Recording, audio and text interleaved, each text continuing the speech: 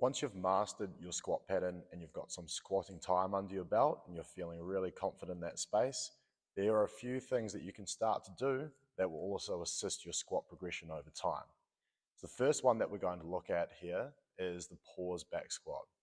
So what will happen with the pause back squat is that you'll have to brace for a longer amount of time, in particular during the bottom most challenging part of the movement. This will also remove the stretch shortening cycle, which will mean you won't get that bounce out of the bottom part of your squat.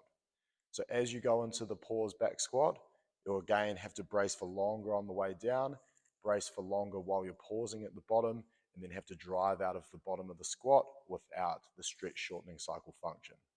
The second accessory movement that we'll look at today to build your squat up is the front squat.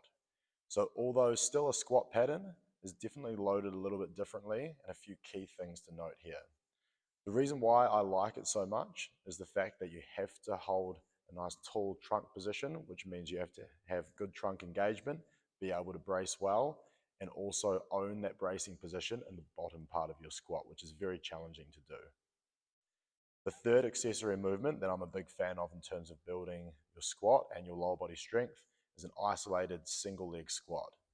This is going to make sure that you're not biasing left or right and that you can target strength development on both sides completely evenly.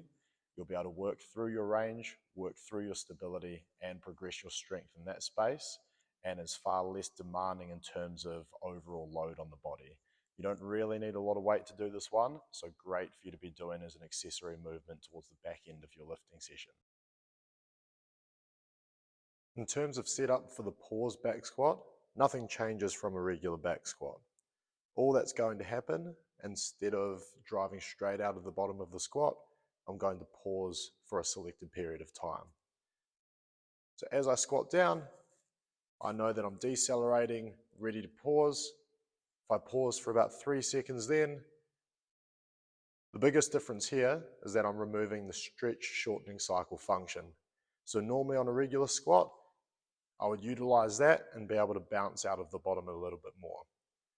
By pausing, even for as short a time as 1 second, it removes the stretch shortening cycle function.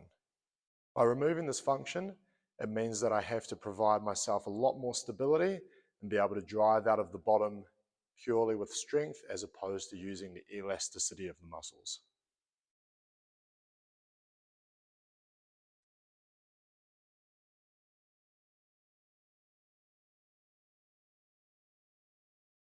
Similar to the back squat, I'm looking for a shoulder width stance here as well. I'm moving the toes out so they're slightly angled out, so that then as I squat down, the knees will stay aligned with the toes. Once I'm feeling balanced across my whole foot, elbows are driving up, I can feel the bar touching my throat here, I'm nice and tall, then I'm ready to squat. What I'm looking for now, similar to the back squat, is that I'm sitting straight down towards the ground, feeling balanced across my whole foot while I squat.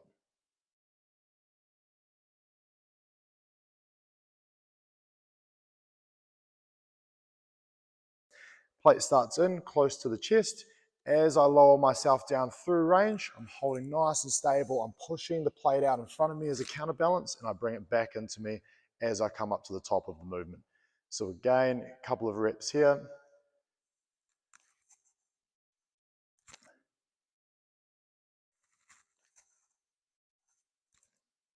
It's really, really good for that strength, single leg strength, range of movement, all of those things all combined into one. Thanks so much for watching. Like and subscribe to enjoy more of our content, and don't forget to hit the bell button to get notified every time we post a new video. Let us know in the comments below what you would like to see more of.